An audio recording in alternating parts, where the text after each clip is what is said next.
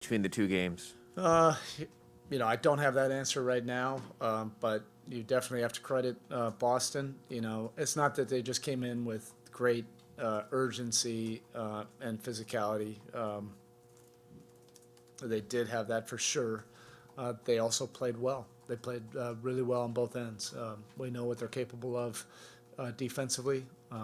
They've done this to some very good offenses. I'm sure they were not happy about us, putting up 118, in game one.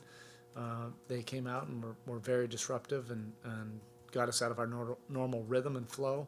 And then the shot making on the other end, was very tough to overcome. Is there an update on PJ, and is there a level of concern? I don't have an update right now. If you ask him, he says he's good to go. We'll just have to see tomorrow. I'll talk to the trainers.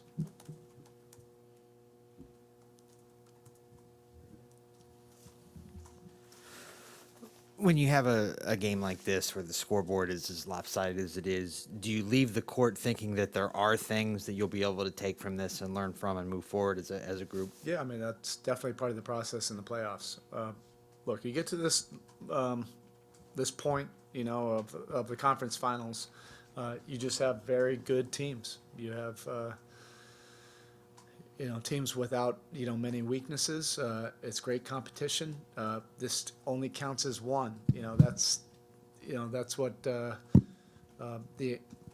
experienced, players in the locker room and staff, understand. We don't like it, and they played extremely well. You have two really good teams, and we just have to figure some things out.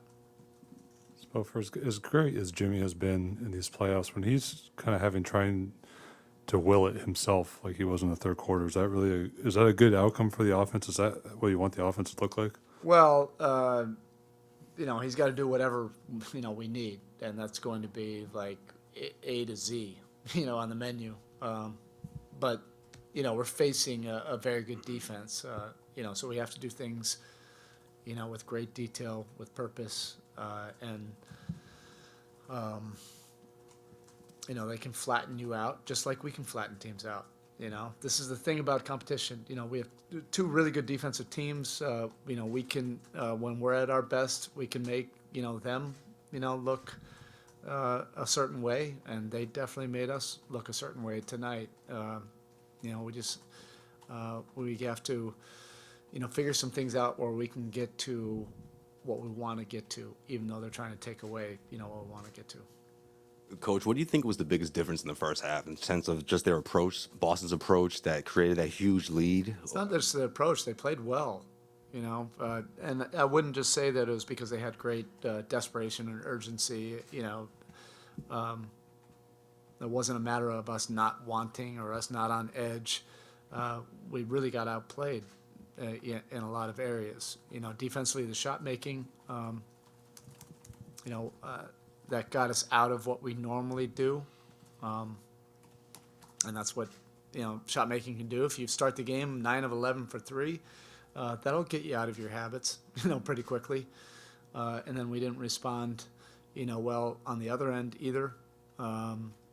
During those important stretches when it was like 8-10 points. And then, frustration set in from that point, playing poorly on both ends. And again, you just have to credit Boston. They played very, very well tonight.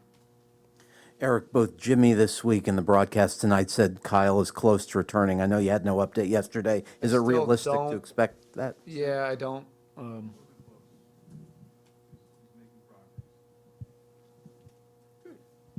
right.